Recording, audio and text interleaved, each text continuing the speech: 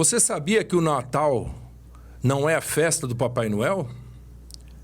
Eu sou Ariovaldo Lunardi, apresentador do programa Papo de Fé na Catedral. Seja bem-vindo a este programa especial de Natal 2023. E eu estou aqui com a nata da nossa igreja,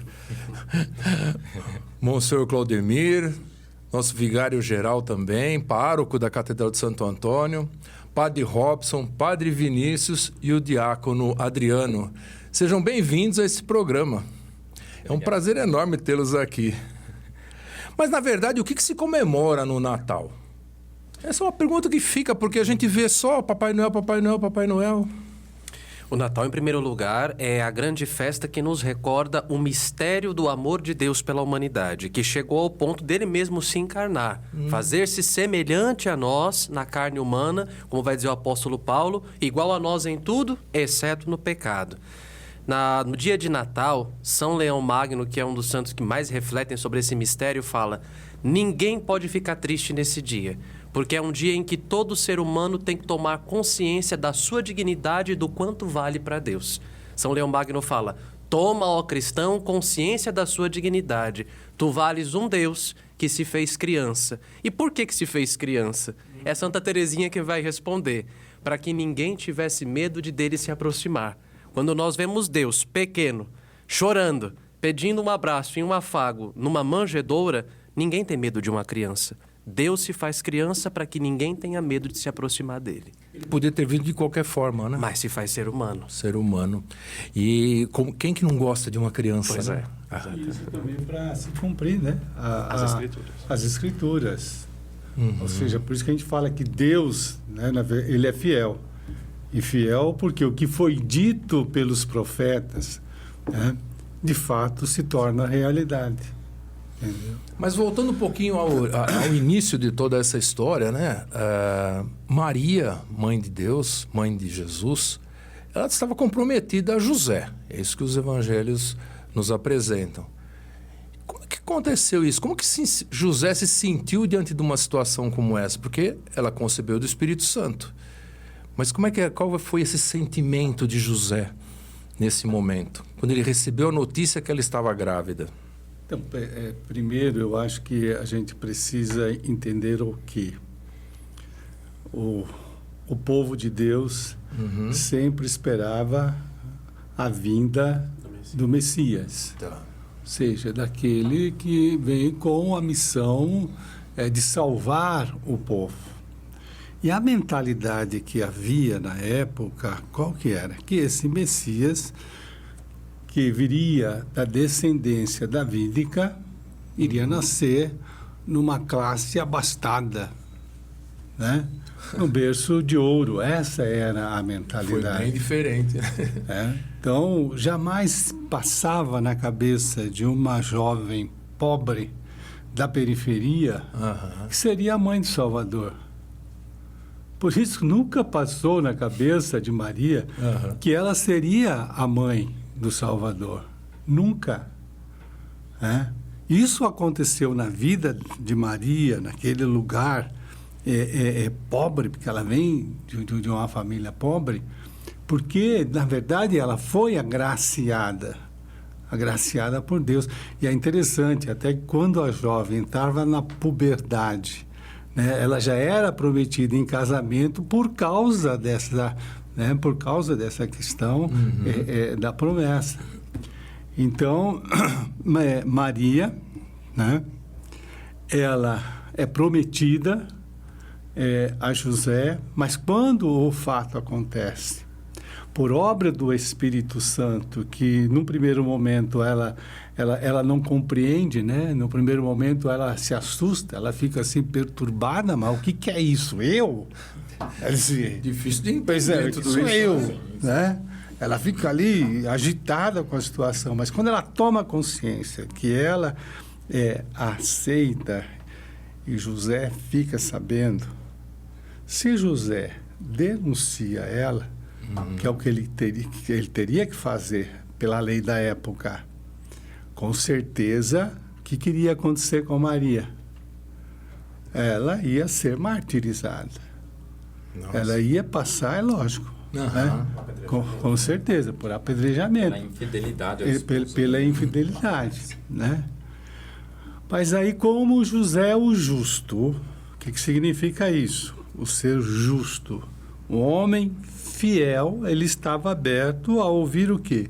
O apelo de Deus em sua vida. E quando em sonho o anjo comunica que o que havia acontecido com Maria era obra do Espírito Santo, não é? Então, o que ele faz? Ele tinha a ideia de abandonar ela, né? Não denunciar, mas não aí, a partir desse momento que ele também, ao passar pelo discernimento e ter clareza pela ação do Espírito, porque na verdade o anjo é o mensageiro, mas é o Espírito que dá o discernimento. Então ele aceita ser ali o pai adotivo de nosso Senhor.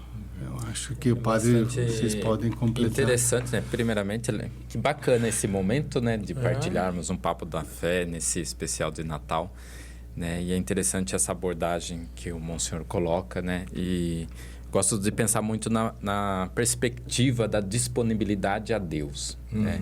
Isso reflete para nós até mesmo que a figura de Maria e José compreendeu que a vontade de Deus deve prevalecer as nossas escolhas, né? Então, que a vontade dele, assim a gente reza até inclusive no Pai Nosso, o próprio Pai Nosso, né? Que seja feita a tua vontade. Mas compreender a vontade de Deus na nossa vida não é uma tarefa fácil. E com certeza assim foi para Maria e com certeza foi para José, porque José tinha seus planos, né? Também com Maria. Então, eu vejo muito nessa perspectiva da disponibilidade de Deus e a humildade de ambos, não somente de Maria, mas de José, de reconhecer essa vontade e se colocar em prática. Porque o que é humildade, se não um conceito e se não uma entrega? Né? Porque são conceitos que, às vezes, a gente fala de humildade, mas o que é ser humilde? Né? Permitir que o Senhor seja tudo em nós, né? Então, assim vai se realizando essa obra, pensado para que Deus se torne um de nós, como o Padre Vinícius colocou, né? Exceto pelo pecado, né? Porque o pecado também nem nos pertence, né? Mas é uma ferida que atrelou a nossa natureza, do qual agora, com o resgate, né? A redenção é contada por meio de José, por meio de Maria, e que chega até nós, né? Porque a gente vê que tudo isso que aconteceu houve um rompimento no plano dessas pessoas, né? Elas imaginavam caminhar de uma maneira e, com tudo que aconteceu, muda, né? Quer dizer, aquela menina... Percebe-se que a lógica de Deus é diferente. Pois da lógica aí que ele ia chegar, muda tudo, né? Quando que a gente imagina, né? Às vezes uma coisa e fala, nossa, mas o que está acontecendo agora, né? Sim. Mas agora, é interessante, Maria grávida e saíram em viagem, né? Como é que é isso, né? É uma coisa muito... E prestes a dar à luz, né, também. Sim. Entra naquela questão, a partir do momento que você faz uma experiência de Deus na sua vida, você sai do seu próprio comodismo, né? Tá. Você é impulsionado a transbordar dessa experiência de Deus e comunicar essa experiência a outras pessoas.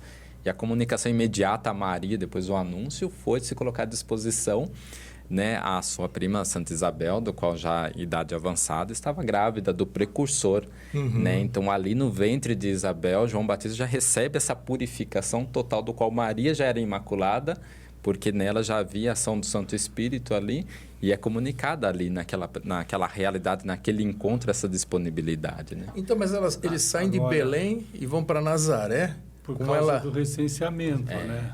Ouviu? É alguma coisa muito forte, né, Monsenhor? Sim, porque... com certeza. Havia o Quirino queria, de uma certa forma, saber como hoje, quando se faz o recenseamento, para que é, né?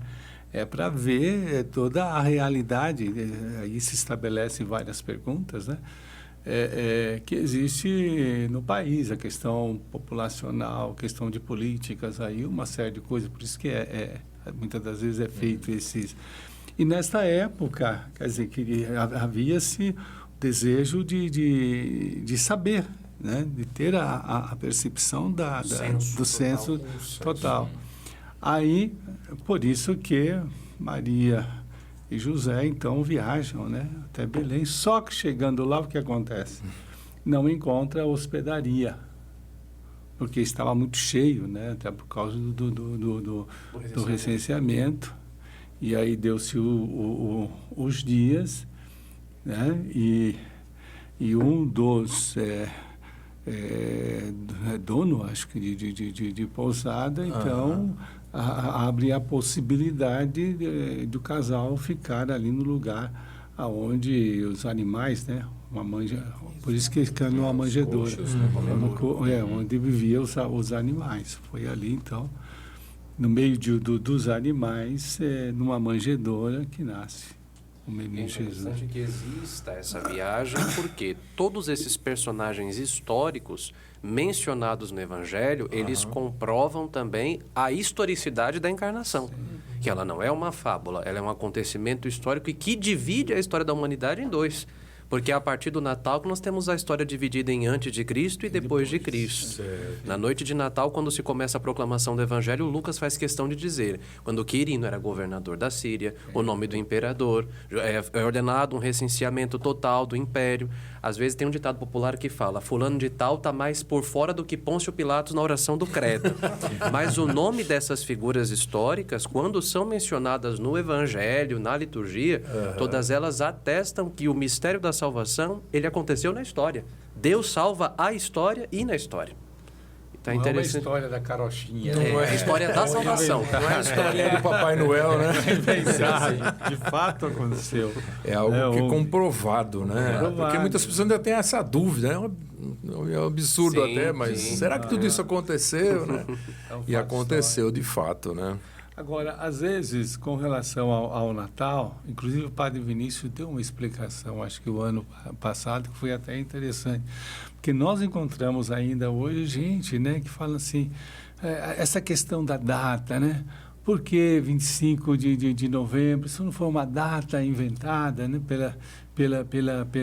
pela igreja? Há questionamento. Outro dia mesmo eu estava ouvindo aí um vídeo, não lembro agora se foi no Instagram ou numa outra mídia, em que um próprio pastor, né, de uma denominação religiosa, ele comenta e diz, não, isso aí foi inventado pela Igreja Católica. E o senhor deu uma explicação interessante o ano passado, que eu acho que seria interessante retomar agora, resgatar E era, na aquela realidade, uma explicação. festa que nós bebemos do judaísmo. Exatamente. No judaísmo. Sim. A festa do Natal ela não tem origens pagãs. Dizem que no dia 25 de dezembro se comemorava o nascimento do Deus Sol, mas na realidade a festa do Natal ela tem origem judaica. Ela não vem do paganismo. E também para nós cristãos o Natal não é o aniversário de Jesus. Tem gente que canta, vamos cantar parabéns para Jesus, não é um aniversário. Porque cada vez que nós celebramos todos esses mistérios de salvação, nós nos tornamos contemporâneos a Ele. O nascimento do Senhor não ocorreu há 2023, 24 anos atrás. E ficou, mas... né? Oi? Se chama? E ficou. E ficou. Não, Quando nós o celebramos, nós os tornamos ali presentes na Gruta de Belém. Papa Francisco fala, quando nós celebramos qualquer mistério, é sempre hoje para nós.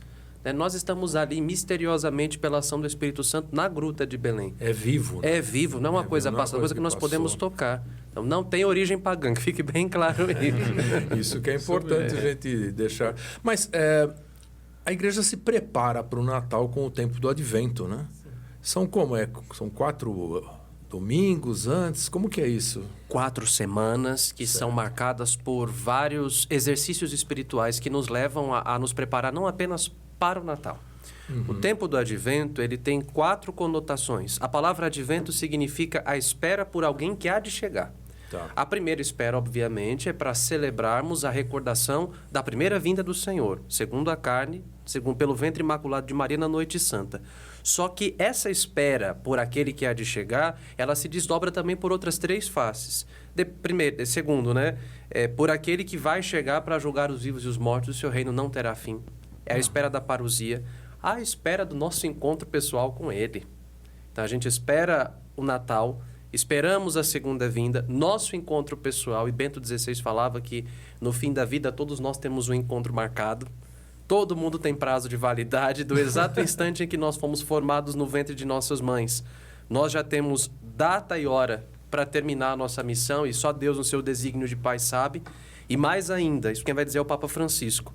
O Advento ele tem uma 4ª conotação. Nos lembrar que aquele que há de vir chega a nós todos os dias.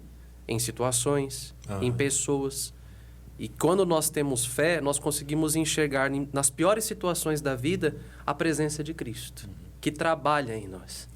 Inclusive Então, sacramentos, né? O no sacramento, sacramento. Deus atua, né? Por meio da igreja, né? Então, esse encontro acontece a todo momento, né? Hoje se fala muito do resgate, a meditação, a palavra de Deus, né? Ou seja, é o momento desse encontro e de poder se formar por este encontro, né? Se permitir novamente. Aí resgata aquelas figuras, esse né? encontro é um encontro contínuo, né? Diário. Por exemplo, né? Eu estava refletindo esses dias, interessante, sobre a questão, né? Você vê a coroa. O que é a coroa do Advento, né? É um círculo. Não, um círculo. É um círculo, né? Agora você pega, você imagina um círculo. Ele não tem assim pontas soltas. Ele Uma contínua. é uma E não tem contínua. fim, né? Não tem- Ou seja, então eu vendo aquilo ali, eu comecei a refletir. Falei, gente, isso aqui é o próprio Deus. É o princípio e fim. É o alfa e o ômega. Entendeu? E outra coisa, depois nessa coroa, né? Essa coroa, o que a gente coloca, normalmente se coloca são os ramos verdes, não é? O que simboliza isso? Então, Deus, para mim a reflexão, né? Princípio e fim, Criador, natureza, ali o verde representa, entendeu? É toda a natureza, toda a obra de Deus criada, entendeu? É interessante que tem 4 velas, né? Que são Sim. acesas lá. Essa vai. Eu ia falar um pouco sobre isso, Aham. né? Veja bem, esse Deus que é criador, né? Aonde nós devemos depositar toda a confiança para nos alimentar, a esperança, né? Então, a primeira vela dentro desse ciclo aqui, significa o quê? É a esperança. Toda a nossa confiança ser depositada em quem? Nele. E é alimentando a esperança nele que nós vamos galgar e conquistar o quê? A paz. A paz. Aí entra o que? A segunda era, não é? Que é a paz. É nele que nós vamos encontrar a paz. Aham. É no Criador e é em Jesus, né? Que vem para nos libertar. Por isso que nós devemos o quê? Alimentando a esperança, encontrando a paz em Deus, no próprio Cristo, devemos nos alegrar. Aí vem a terceira vela, não é? Da alegria. Alegria. E tudo isso deve acontecer na nossa vida numa profunda o quê? Relação de amor. Agora, que é a quarta vela. Que amor é esse? O amor que vem de Deus. Que não é esse amor que vem de uma concepção que nós temos aí extremamente materialista, que não... Né? Não. É um amor que nos liga. É um amor que nos envolve. A todos nós. É um amor onde você consegue, de fato, respeitar e ver no outro a imagem. Eu gosto de falar sempre isso. É a imagem e semelhança de Deus. Mas agora vocês aprofundam. Que é interessante até nessa questão, né? Das velas que vão se acendendo, né? Como um exercício espiritual, né? Porque conforme se acende aquilo que está fora, deve reacender aquilo que está dentro, né? Então, essa preparação deve aquecer os corações para este propósito. Semana após semana vai crescendo o brilho da coroa, como tem que crescer o brilho do nosso coração. E assim, as luzes até hoje comercial, né? Que a gente pode depois meditar mais, mas, ou seja, essas luzes que a cidade se torna iluminadas nesse período do Natal, talvez há uma grande angústia dentro, por isso que a gente tenta refletir fora. Mas aqui dentro está uma sombra tremenda, né? Então, essa a é luz questão. deveria ser o Senhor, a luz a luz é cada um. Isso mesmo. Nós devemos estar a serviço da luz que é Jesus. Mas no terceiro domingo, as pessoas às vezes estranham que os padres podem Vestido cor-de-rosa, né? Não é cor-de-rosa. Não é que é o rosa, né, moço? Que é a alegria, né? Gaudete, é o domingo da alegria. Os 2 tempos fortes penitenciais na igreja, Quaresma e Advento, o seu penúltimo domingo é marcado pela alegria. Na liturgia tudo tem um sentido e cada cor tem um significado. Sendo o roxo a cor da vigilância, da penitência, o róseo nada mais é do que um roxo suavizado pelo branco. E o branco, liturgicamente, é sentido de alegria. Então, quando nós adicionamos um pouco de alegria na penitência e na vigilância, nós temos uma suavização. Aí, o sentido do róseo. E aí, também, todos os textos da liturgia do Domingo da Alegria falam: alegrai-vos, alegra-te Jerusalém. O terceiro domingo do Advento é chamado Domingo Gaudete, porque a antífona da entrada da missa fala: alegra-te Jerusalém, levanta os teus olhos, porque vem a ti o Salvador. Então, quando o pessoal nos ver paramentar-nos com o róseo, saiba que é por conta disso. Isso te dá alegria. A igreja suaviza essa espera que está perto de ser concluída. Que legal. O amor está para vir.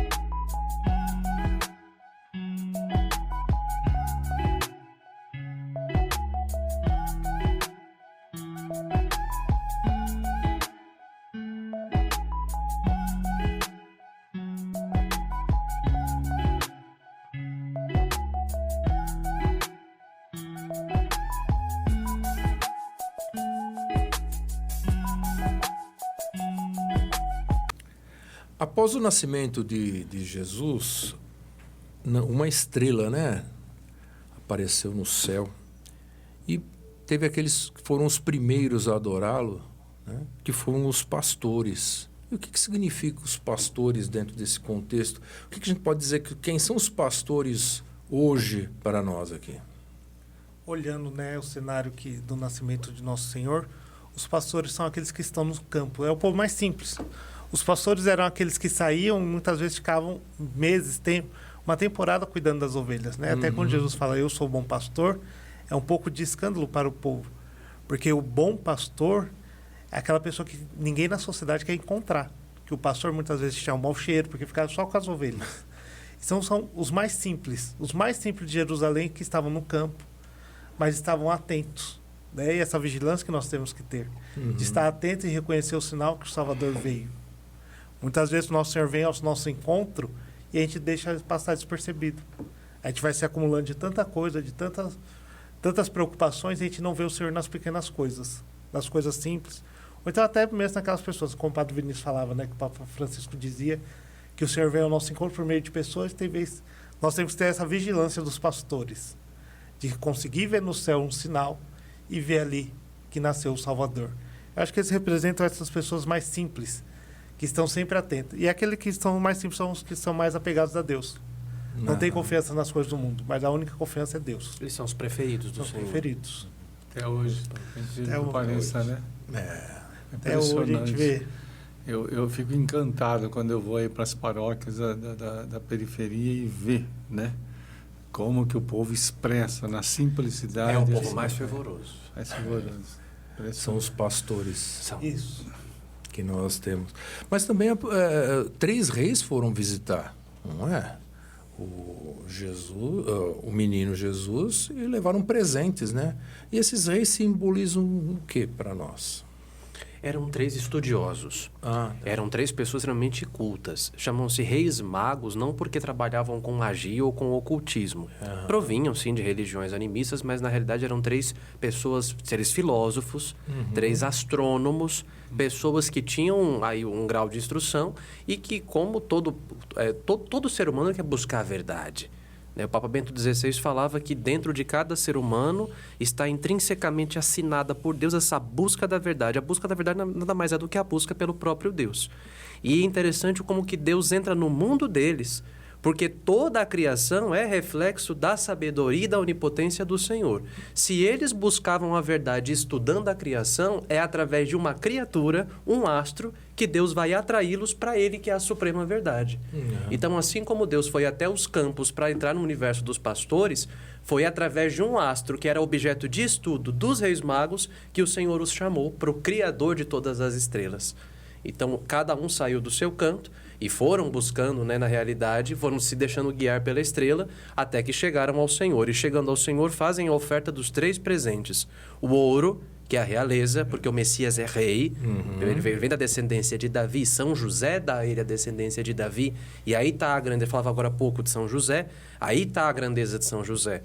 Porque se a profecia dizia que o Messias viria de uma virgem, a segunda parte da profecia dizia que ele seria da descendência e da realeza de Davi. E quem dá a ele essa realeza é São José.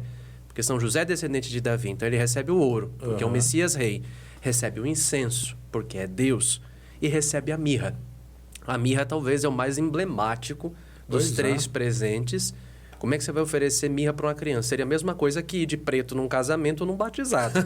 A mirra era uma resina aromática com a qual os judeus costumavam sepultar. Nossa. Tanto que João vai dizer, que na hora do sepultamento do Senhor, Maria Madalena, Maria Salomé e Maria de Cleófas levaram 30 quilos de perfume feito de mirra e de aloés. Era para embalsamar, né? Para embalsamar. Era para embalsamar. Pra isso. E já é a prefiguração da paixão. Ele é um Messias que vem para quê? Para sofrer a paixão e vai salvar sofrendo. Quer dizer, tudo isso faz parte do mistério. Mistério. Né? O mistério da Agora fé. é interessante também, eu sempre tenho essa imagem, né? Quando os reis chegam, o primeiro encontro vai ser com Herodes. Com Herodes, que até, olha, se vocês acharem lá o caminho... Não pela admiração, né? Mas é interessante, né? No encontro com Jesus, é outro caminho que se faz. Muda toda a rota. Até hoje é assim. Quando você encontra com Jesus, verdadeiramente você faz o encontro, o seu caminho é outro, passa a ser outro. Passa a ser outro. Então é muito, a palavra de Deus por isso que é sempre atual, é isso mesmo, né? É o hoje, é hoje. E é interessante que, olhando talvez a dimensão dos atos, mesmo não sendo ali daquele conhecedor daquela ciência, será que outros não viram a estrela? É verdade. E talvez é um questionamento que, assim, será que todos estavam ocupados com aquilo que é da baixeza e não conseguem olhar para o alto, né? Transcender a realidade, né? Que pode ser Porque atraído. Era né? uma estrela que chamava atenção, né? Sim, parece que é algo assim que de fato levou com que os magos pudessem se sentir até questionados. Vamos seguir para ver, né? Porque talvez um cumprimento da profecia, mas será que é realidade? É o questionamento de hoje, né? O que é isso? É um cometa? Isso, é uma curiosidade. Para eles seria mais um avanço da ciência, né? Que fé e razão dialogam. Tem gente que fala que porque começou a estudar, eu abri minha cabeça. Não. A epifania do Senhor é a prova de que a ciência e a fé caminham juntas. E São João Paulo escreveu, né? Uma encíclica. Fides et ratio. Eu sou bastante racional também, às vezes, assim, eu fico, até para o chamado vocacional, a gente questiona muita coisa, né? Mas Maria questionou, né? Maria foi uma das que questionou como se dará, né? Então, acho que esse questionamento daquilo que se manifesta, se a manjedoura, se o coxo, se os pastores foram atraídos por aquilo que é próprio, os magos atraídos por aquilo que é do campo, e nós hoje somos atraídos por aquilo que o ser humano talvez está construindo, está buscando, ele se fez homem. Por que então nós não somos atraídos por ele hoje? O que entrou no meio do caminho, diante de todas as luzes que não nos fazem enxergar a verdadeira luz, né? Eu acho que isso é hoje.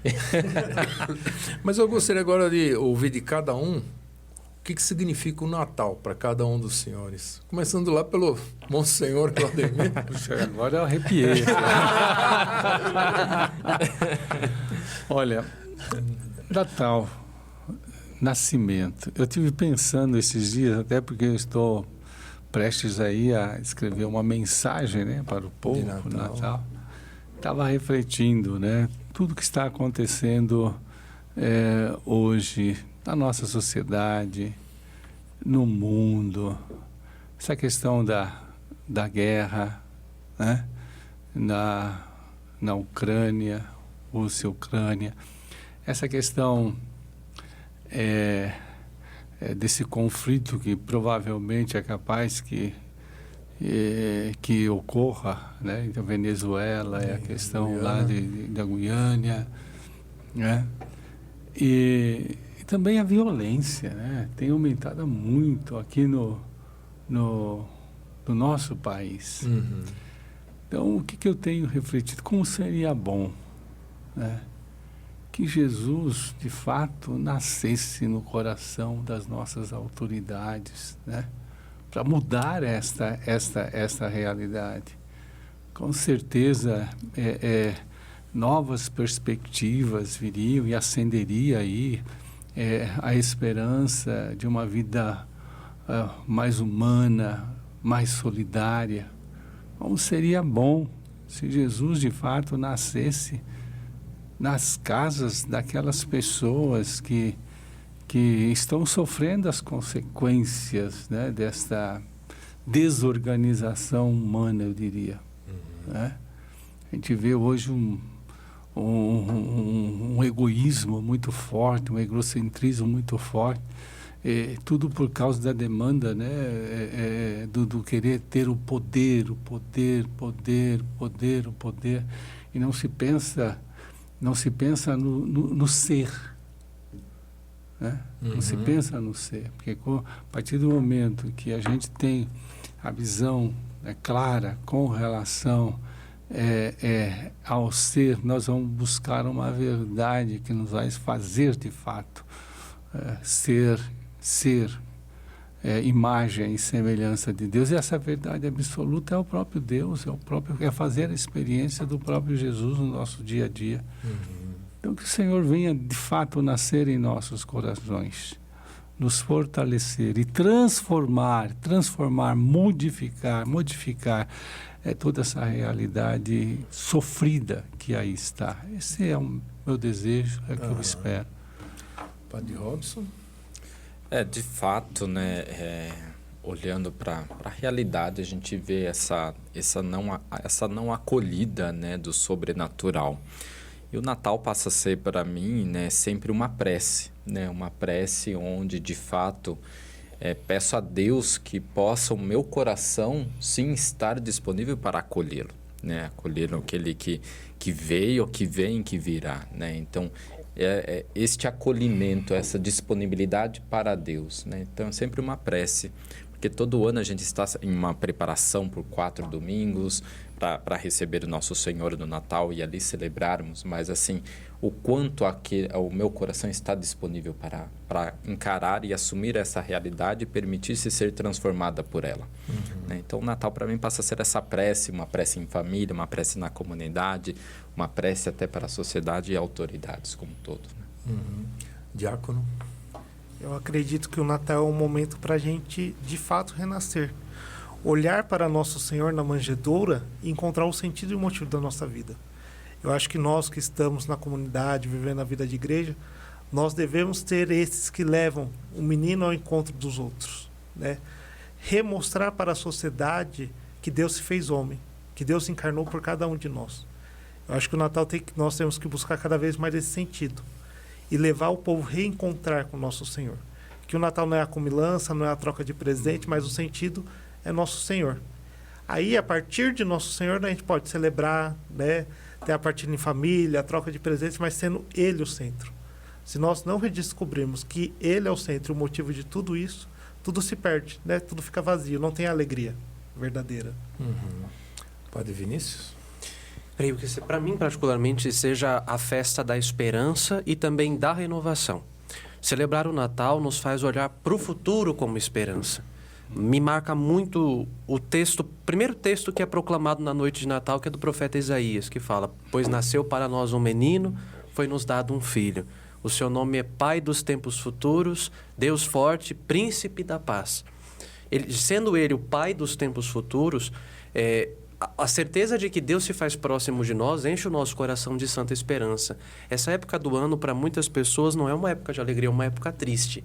Tem gente que tem recordações da família que não está mais junto, de entes queridos que já se foram. Tem pessoas que têm, às vezes, até agonia de se juntar com a família porque tem questões que não estão bem resolvidas. É uma época de muitas confraternizações que as pessoas, às vezes, até chegam nas empresas, nas famílias, entrega lá um presente, desculpa, alguma coisa. Olha, por que isso não se faz o ano inteiro? Por que o ano inteiro a gente não se trata na abertura aos valores evangélicos? No perdão, na paz, no diálogo, na concórdia. Os valores que o Natal nos traz, por que não são vividos o ano inteiro? Então, é o tempo da renovação, é a festa da renovação que nos leva, por causa daquele que se encarnou, a viver como ele, com ele, para ele o ano inteiro. E a festa da esperança. Olhar para frente sabendo, Deus é próximo. Então, é o que eu desejo para todos nós, para a nossa paróquia. Que essa festa seja a festa da esperança e também a festa da renovação. O espírito de Natal, na verdade, tem que ser o ano todo. O ano todo. O ano todo. Isso mesmo. Que deveria ser, né? Mas olha, eu quero agradecer a presença dos senhores aqui. Foi fabuloso na minha visão aqui como apresentador. Fiquei muito contente. Agradeço aí o Monsenhor Claudemir pela disponibilidade. Sei que o senhor tem N ocupações, mas se dispôs a estar aqui conosco hoje. Padre Robson, muito obrigado também pela sua presença. Padre Vinícius também, que alegria ter o senhor aqui. E o nosso neodiácono. Agradeço também a presença de vocês, de todos aqui, e aqueles também que nos acompanham. Vamos então dar uma bênção? Sim. Como é que é? O Senhor esteja convosco. Ele está no meio de nós. Por intercessão da Virgem Maria, Mãe de Deus e nossa Mãe, São José, Santo Antônio, nosso padroeiro, abençoe-vos, ó Deus Todo-Poderoso, o Pai, o Filho e o Espírito Santo. Amém. E Feliz Natal, né? Feliz Natal a todos. 2024 a todos. Amém. Neste programa especial de Natal, estamos aqui com o nosso bispo, Dom João Bosco, e para falar sobre o presépio. Dom João, qual é a origem e o sentido do presépio? É muito agradável a gente falar a respeito da origem do presépio, porque como franciscano, eu só posso ficar feliz com essa ideia tão genial de São Francisco de Assis, o nosso fundador, aquele que também inspirou Santo Antônio. E ele tinha uma espiritualidade tão elevada, mas ao mesmo tempo era um homem tão simples, tão humilde, e de um saber prático. Era um poeta de primeira grandeza. Ele fez o presépio, naturalmente, é uma poesia em forma de imagem. E ele quis, então, no ano de 1223, olha, são 800 anos exatamente, 2023, nós comemoramos estes 800 anos. Ele escolheu uma cidadezinha onde ele sabia que havia uma gruta bem apropriada, e ali nessa cidade ele quis passar o Natal. E ele foi primeiro preparar o povo. E nas suas pregações, nas suas andanças, encontrando as pessoas, falando a respeito de Jesus, ele convidou a todos, então, para, na noite de Natal, ir até essa gruta, onde ele previamente havia escolhido os personagens, Maria, José, o menino Jesus, e pediu aos camponeses ali da região que trouxessem um burro, um boi, e carneirinhos e pastores, e toda a cena do presépio. E ele, então, foi explicando, foi montando aquela cena ali maravilhosa do nascimento de Jesus. E, por fim, ele era diácono, ele cantou o evangelho do dia do nascimento de Jesus, e daí, então, todo o povo ficou entusiasmado, todo o povo ficou comovido com a grandeza de Deus que se faz humilde ali no presépio. Então, Francisco queria que a gente visse com os olhos, que a gente sentisse com as mãos, que a gente amasse com o coração esse gesto de Deus de fazer-se humano como nós. Ele tinha essa visão profunda da grandeza do mistério da encarnação. E por isso, então, ele teve aquela ideia. E a partir dali é que se criou o costume de se fazer nas igrejas, nas casas, em muitos lugares, até nas ruas, e até com materiais diversos, com temas atuais, com sentidos os mais diversos, porque a encarnação de Jesus, ela abrange o universo inteiro, abrange todas as culturas. Então, você vai ver, por exemplo, na África, um Jesus pretinho, no Japão, uma Maria de olhos puxados e Jesus assim. Em cada parte do mundo, cada um vê a cena do presépio da sua maneira.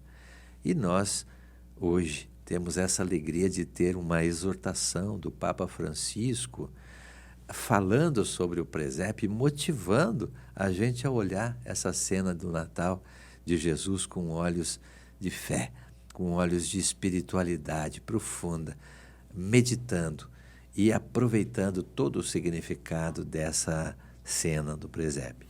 E a cena do presépio é como se fosse um retrato do Evangelho, né? Exatamente, é o Evangelho traduzido em imagem. Traduzido em imagem, isso que é bonito, né? E que todas as famílias possam ter a condição de montar o seu presépio, né, Dom João? Eu acho que a gente precisa lembrar o seguinte, o presépio, ele é o símbolo e o resumo de toda a festa do Natal. Então, ele devia estar presente em todos os lugares onde se fala do Natal. Não só na igreja, mas também nas casas. Não só nas casas, mas também nos locais de trabalho. Eu fico olhando, às vezes, aqueles enfeites lindíssimos que a gente tem num shopping, por exemplo, com aquelas bolas enormes, com aquelas guirlandas e muito Papai Noel e muito pouco Jesus, né? Jesus nem é lembrado, ele é o centro da festa do Natal.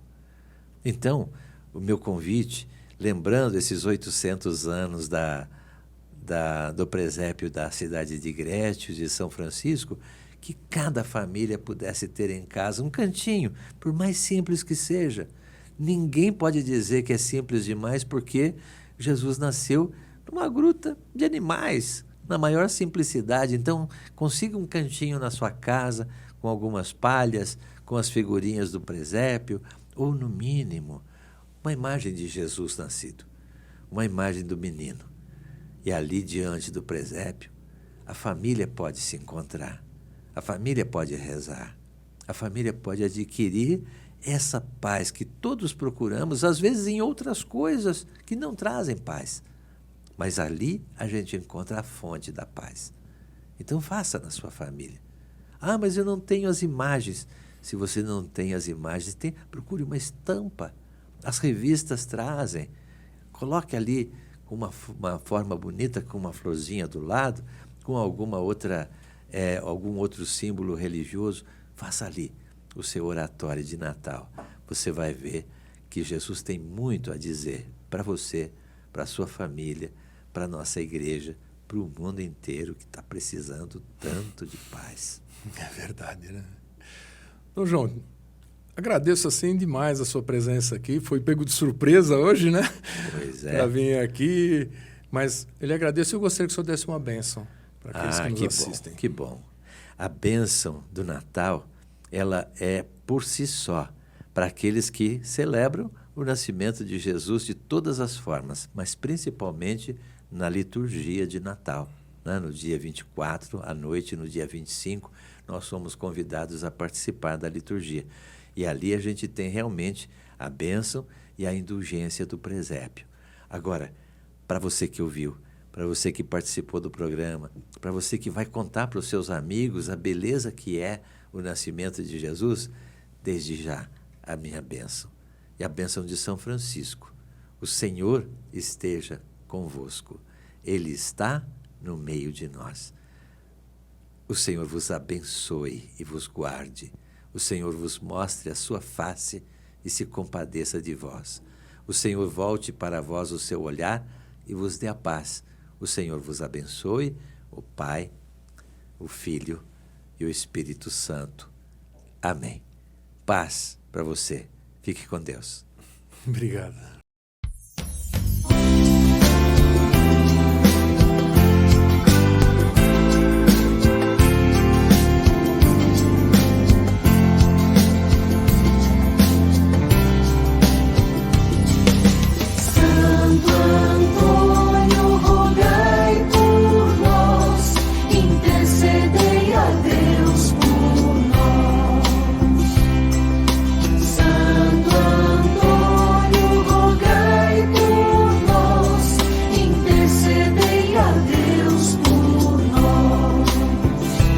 Pregador do Evangelho, intercedei pelo povo abandonado, intercedei para sermos mensageiros intercedei da justiça e da esperança.